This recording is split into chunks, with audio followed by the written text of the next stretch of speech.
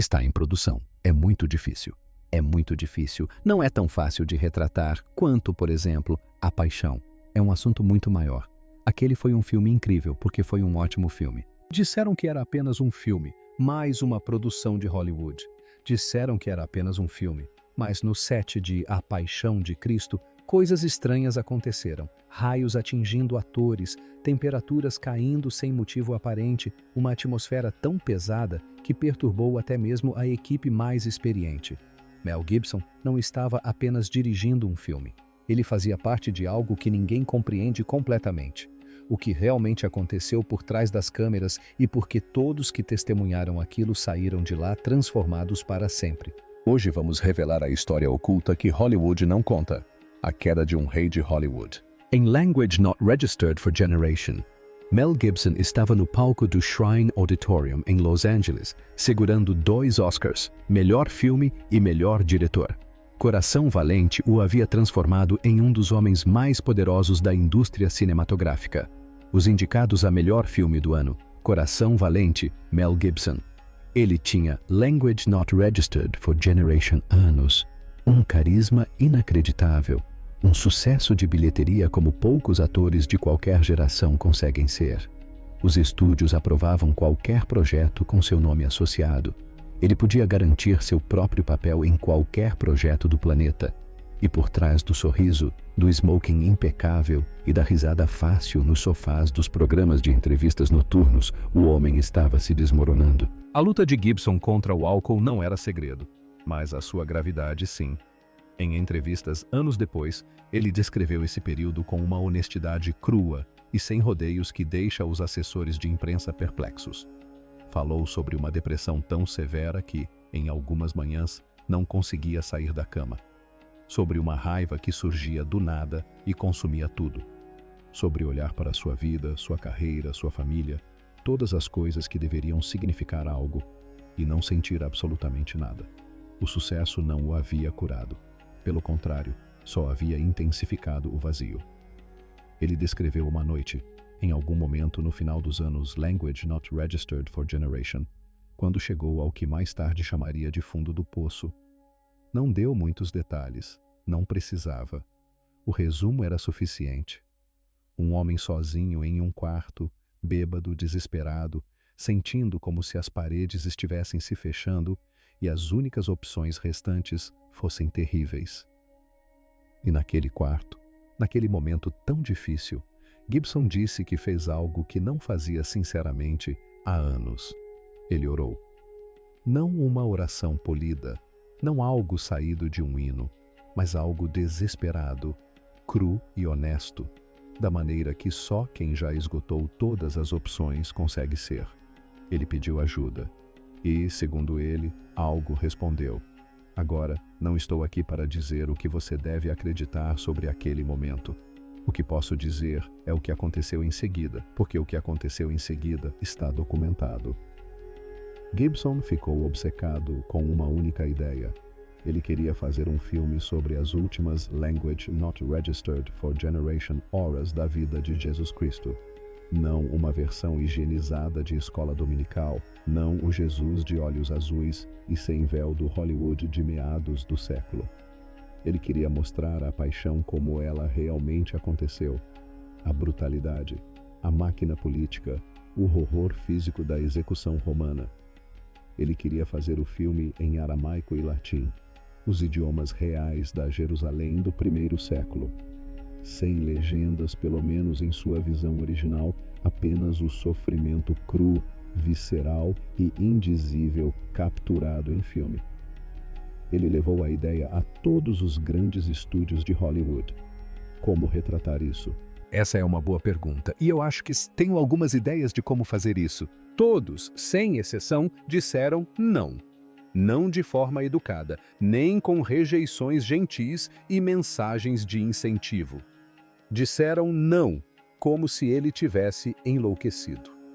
Um filme em línguas mortas, sobre uma execução religiosa, sem estrelas de sucesso comercial, dirigido por um homem cuja produção recente era, no mínimo, irregular. Só a pesquisa de mercado já teria inviabilizado o projeto. Um executivo teria dito a ele que seria suicídio profissional. Outro disse que era o pior arremesso que já tinha ouvido. Então Gibson financiou tudo sozinho. Language not registered for generation milhões de dólares do próprio bolso. Pense nesse número por um momento. Não se tratava de um estúdio apostando com o dinheiro dos acionistas. Era um homem assinando um cheque de Language not registered for generation milhões de dólares para fazer um filme que toda a indústria dizia que ninguém queria ver. Isso não é ambição. Isso nem mesmo teimosia. Esse é o comportamento de alguém que acredita ter recebido uma tarefa indevida. Uma tarefa e o fracasso não são uma opção. Ele reuniu seu elenco. Jim Caviezel, um ator relativamente discreto, conhecido por filmes como Além da Linha Vermelha e O Conde de Monte Cristo, foi escolhido para interpretar Jesus. Mônica Bellucci, como Maria Madalena. Maya Morgenstern, como Maria, a mãe. A produção montou o estúdio em Mata e Cassio, cidades antigas no sul da Itália, cuja arquitetura de pedra em ruínas parecia quase bíblica, mesmo sem qualquer cenografia. Daquele momento em diante, aquilo deixou de ser Hollywood. Era algo completamente diferente. E todos que apareceram para trabalhar no projeto estavam prestes a descobrir isso. Filmando em solo sagrado. Matea é uma das cidades continuamente habitadas mais antigas do mundo. Pessoas vivem em suas casas caverna, esculpidas diretamente em penhascos de calcário, há mais de Language Not Registered for Generation anos. Ao caminhar pelo charmoso bairro, a antiga área que se estende pela encosta de um desfiladeiro em camadas de pedra clara, você sente o peso do tempo de uma forma difícil de descrever. Não parece um cenário de filme. Parece um lugar onde coisas aconteceram, coisas importantes, coisas dolorosas, o tipo de coisa que deixa marcas. Gibson escolheu Mata deliberadamente. Pier Paolo Pasolini havia filmado o Evangelho segundo São Mateus ali em Language Not Registered for Generation, e a cidade praticamente não havia mudado desde então. As ruas estreitas, a pedra áspera, a forma como a luz incidia pelos becos ao final da tarde. Tudo parecia a Jerusalém do primeiro século, sem um único elemento de direção de arte. A própria paisagem fazia metade do trabalho. Mas, desde os primeiros dias de produção, em novembro de Language Not Registered for Generation, a equipe começou a notar coisas inexplicáveis. O clima foi a primeira delas. O sul da Itália, no final do outono e inverno, é frio, mas geralmente previsível. A produção tinha meteorologistas à disposição, prática padrão para qualquer filmagem externa. Mas o clima durante as filmagens não seguiu as previsões. Quedas repentinas de temperatura durante as cenas de crucificação. Formações de nuvens inesperadas que criavam exatamente a iluminação que o diretor de fotografia precisava, sem qualquer intervenção humana. Ventos que surgiam do nada e desapareciam tão rapidamente quanto apareceram. Individualmente, cada incidente era descartável. Clima é clima, mas o padrão, o momento, a forma como essas anomalias pareciam se agrupar em torno das cenas mais intensas emocionalmente, era isso que incomodava as pessoas. Então veio o raio. Jim Caviezel foi atingido por um raio durante as filmagens. Eu me lancei para fora do meu corpo. Vi a parte de trás, não aqui, aqui. E me lembro de olhar para ele e de repente vi sua mão explodir. Isso não é boato. Isso não é lenda urbana da internet. O próprio Caviezel confirmou o ocorrido em diversas entrevistas, incluindo uma conversa amplamente citada de Language Not Registered for Generation com um jornalista, na qual descreveu a experiência de forma objetiva, como se estivesse relatando algo que já havia assimilado há muito tempo, mas que ainda não conseguia explicar completamente. Ele foi atingido durante as filmagens da sequência do Sermão da Montanha.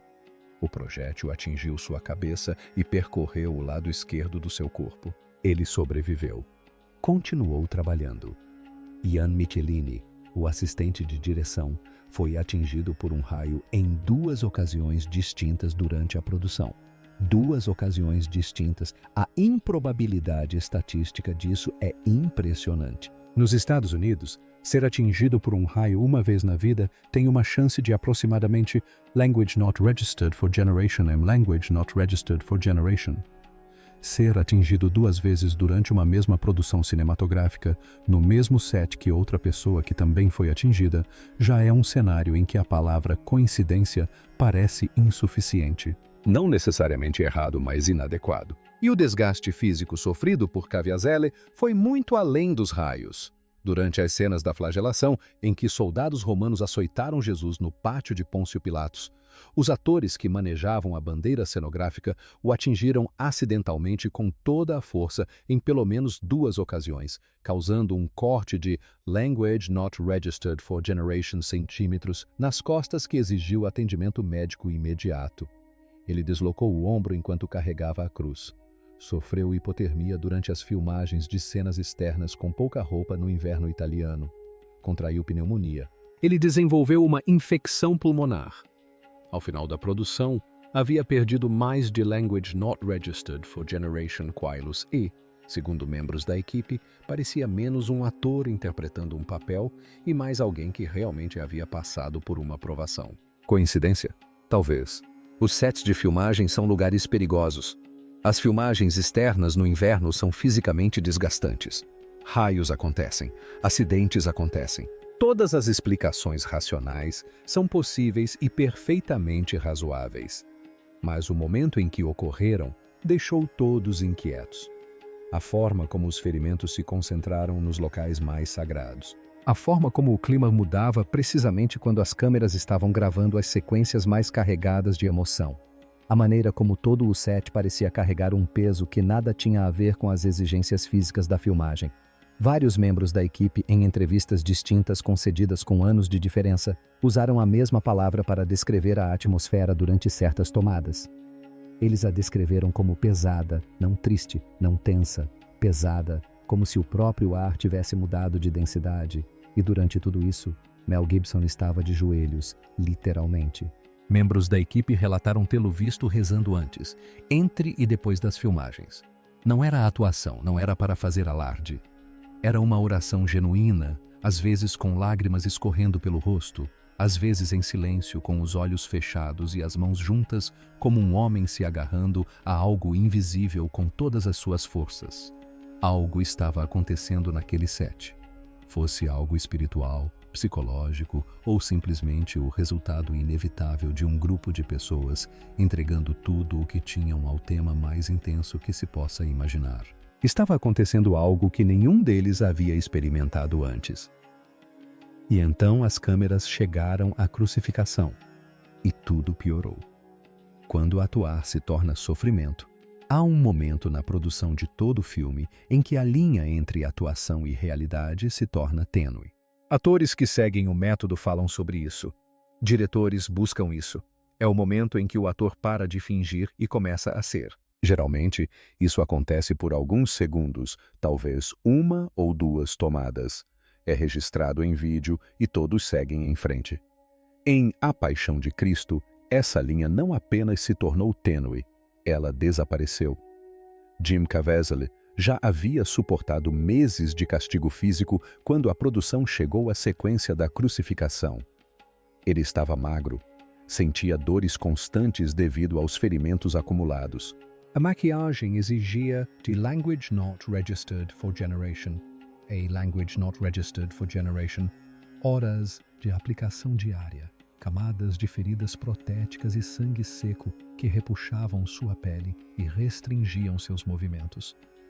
Quando chegava a hora de ser crucificado, ele já estava acordado havia meio-dia, de pé, sentindo dor, mal conseguindo mover o braço esquerdo devido ao ombro deslocado, que a produção não podia se dar ao luxo de deixar cicatrizar completamente antes de continuar. As cenas da crucificação foram filmadas ao longo de várias semanas. A cruz era de madeira de verdade. Caviezel ficava fisicamente preso a ela por horas a fio. Seus braços estavam estendidos, seu peso sustentado por uma plataforma estreita sob seus pés, invisível para a câmera. Foi como pegar um ovo, quebrá-lo, e então ele simplesmente saiu e eu estava morto. Eu não precisava mais respirar. A própria posição é uma forma de tortura. Pesquisas médicas sobre a crucificação estabeleceram que a posição com os braços estendidos comprime a cavidade torácica, tornando cada respiração um esforço muscular deliberado. Mesmo com o apoio oculto, Caviezel experimentava apenas uma fração da mecânica física real da crucificação, e uma fração era mais do que suficiente. Mais tarde, ele descreveu um momento durante as filmagens em que não conseguia mais distinguir se estava atuando. Seu corpo estava sofrendo por tanto tempo que a atuação e a realidade se fundiram. Ele dizia as falas, acertava as marcações, entregava ao diretor o que era necessário para a cena. Mas, em algum lugar por baixo de tudo isso, algo mais estava acontecendo. Ele não estava fingindo sofrer. Ele estava sofrendo. E a diferença entre as duas coisas era visível na câmera de uma forma que nenhuma direção ou edição conseguiria replicar. A equipe também sentiu isso. Vários membros da equipe de produção falaram sobre uma mudança que ocorreu durante as cenas da crucificação. As pessoas pararam de fazer piadas entre as tomadas.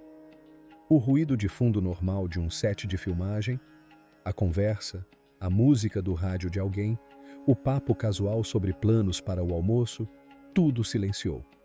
Não porque alguém deu uma ordem, simplesmente aconteceu.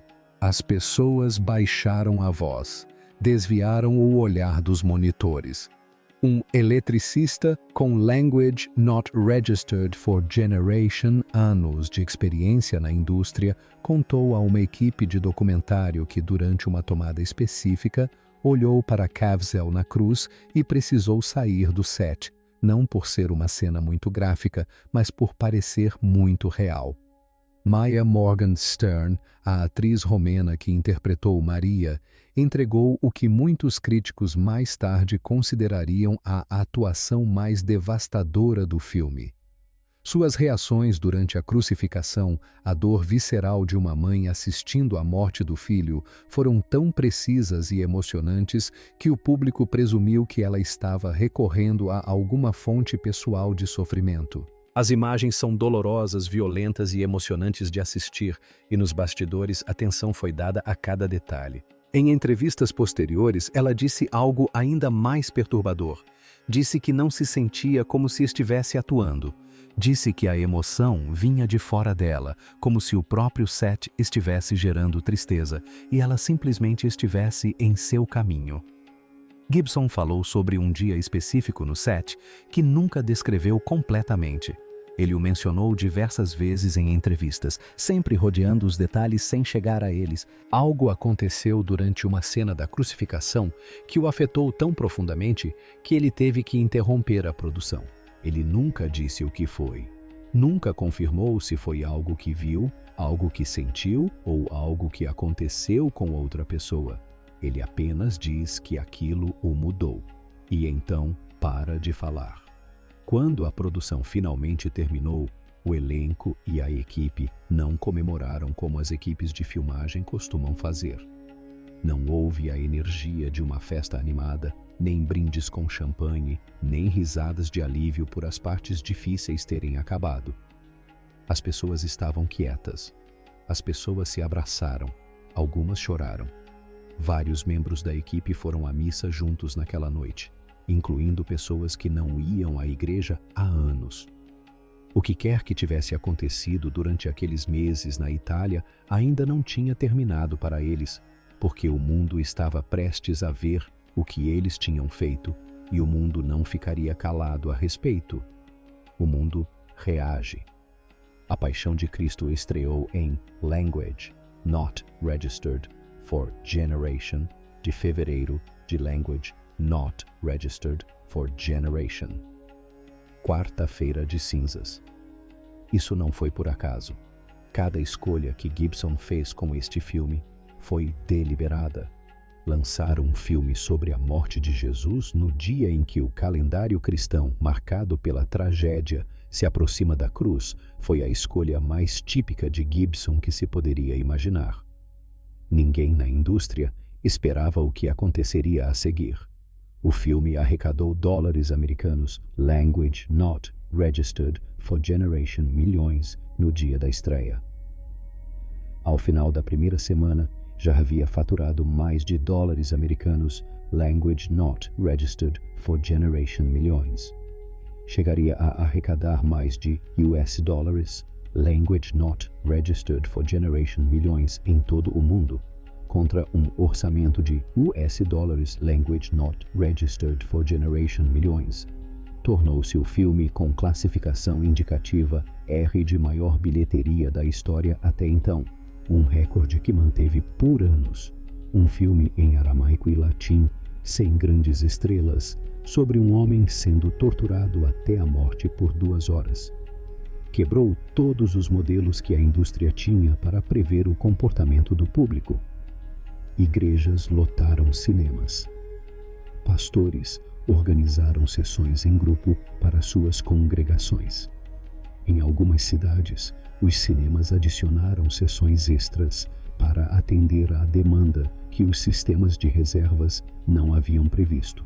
Equipes de emergência foram acionadas em diversas sessões do cinema quando espectadores desmaiaram, sofreram colapsos ou apresentaram o que os paramédicos descreveram como sofrimento emocional agudo.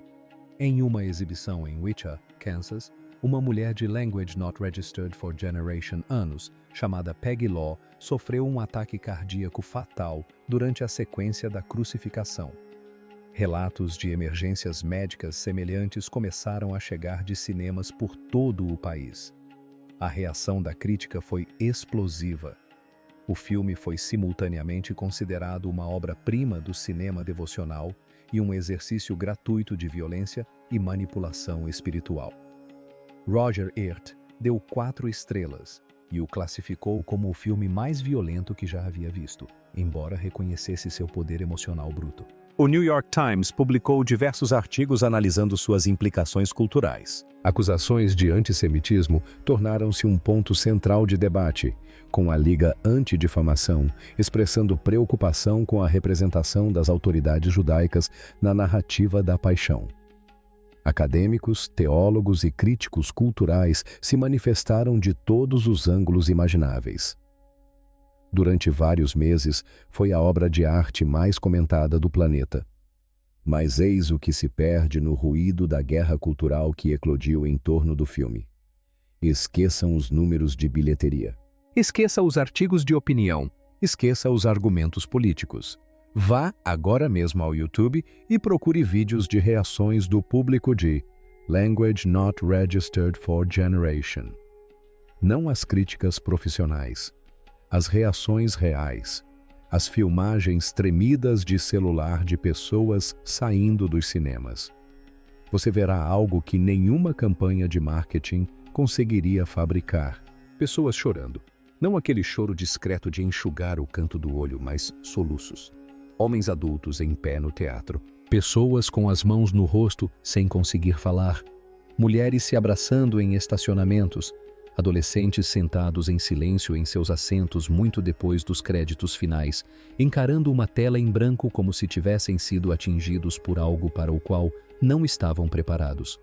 Independentemente do que você pense sobre a teologia, sobre Gibson, sobre as escolhas artísticas, a violência ou a controvérsia, o filme mexeu com as pessoas. Ele ultrapassou o intelecto e captou algo primordial, algo sobre sofrimento e amor, e a possibilidade aterradora de que possam ser a mesma coisa. Enquanto o mundo debatia se o filme era belo ou perigoso, as pessoas que o fizeram lidavam silenciosamente com o impacto que ele havia causado nelas.